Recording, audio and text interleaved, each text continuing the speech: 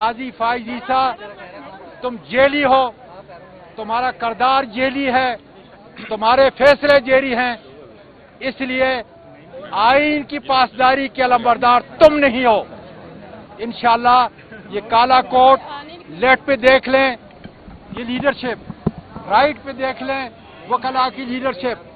میں ایک چھوٹا جیسا وکیل ہوں، لیکن انشاءاللہ تعالی پاکستان کا کالا کوٹ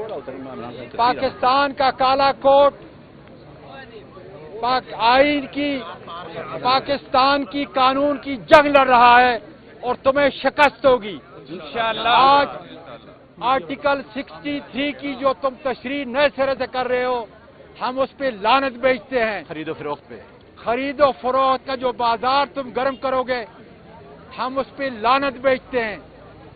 ایک قاضی فائز عیسیٰ اس عمر کے اندر سہولت کاری کر کے قومی مجرموں زرداری، نواز شریف اور شہباز شریف کو بٹھانے والے ان کے سہولت کار نہ بنو، اس کالے کوٹ اور آئین کے سہولت کار بنو، اور انشاءاللہ یہ کالا کوٹ اب کوئی روک نہیں سکتا ان کی آواز۔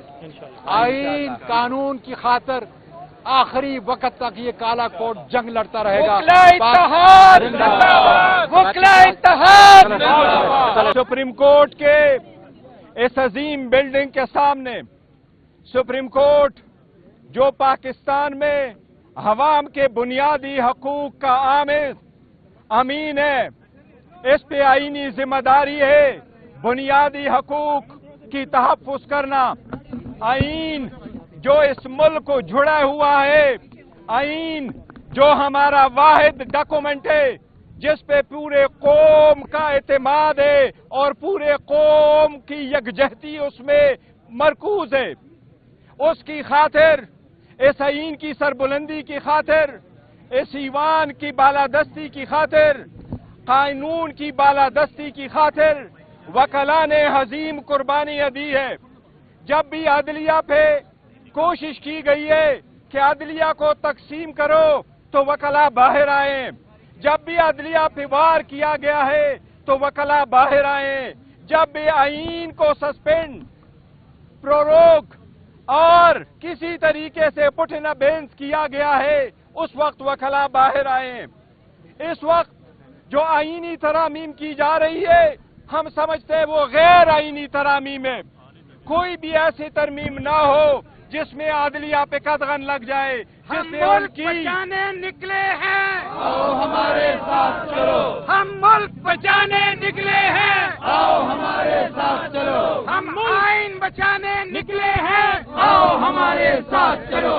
جب بھی عدلیہ پہ قدغن لگانے کی کوشش کی گئی ہے وکلاء باہر آئے ہیں۔ ہم آئین کی سربلندی چاہتے ہیں، آزاد عدلیہ چاہتے ہیں، ججز کی ٹرانسفر ایک کورٹ سے دوسرے کے سخت مخالف ہے۔ ہم عوام کی بنیادی حقوق کے تحفظ کے لیے نکلے ہیں۔ آج پورا ملک کو کنٹینستان بنایا ہے، ہر طرف یہاں آنے کے لیے مجھے F7 سے یہاں 2 گھنٹے لگے ہیں۔ کوئی ایسا چوک نہیں ہے، کوئی ایسا چوک نہیں ہے جہاں پر پولیس کے ناکے نہ لگے ہوں، کوئی ایسی جگہ نہیں ہے جہاں کنٹینر نہ لگے ہو۔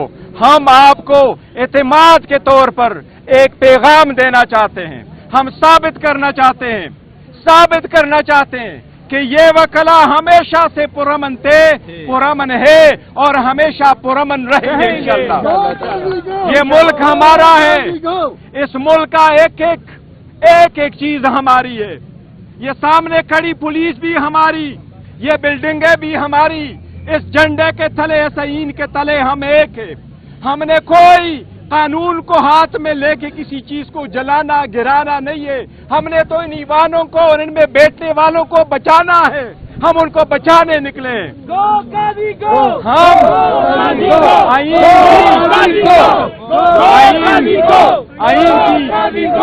آئین کی بالادستی کے لیے ہمارا یہ اسٹرگل انشاءاللہ تعالی کنٹینیو کرے گا۔ میں آپ سے مخاطب ہوں، آپ سے التجا کرتا ہوں بطور ایک پاکستانی وکیل، بالکل آج آپ سے سیاست کی بات نہیں کر رہا، میں آپ سے پی ٹی آئی کے نمائندے کے طور پر مخاطب نہیں ہوں. میں آپ سے درد مندانہ اپیل کرتا ہوں پاکستان کے ہر شہری سے، ہر وکیل سے اور ہر جج سے کہ آج پاکستان کی تاریخ کے اس تاریخ ترین موڑ پر حق کا ساتھ دو، سچ کا ساتھ دو.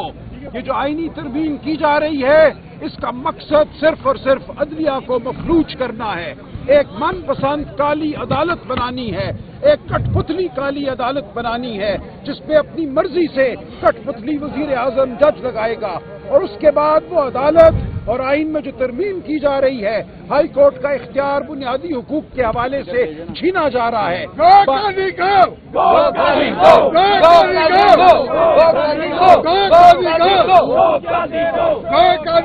ہم ملک بچانے آپ کو مجھے اور ہمارے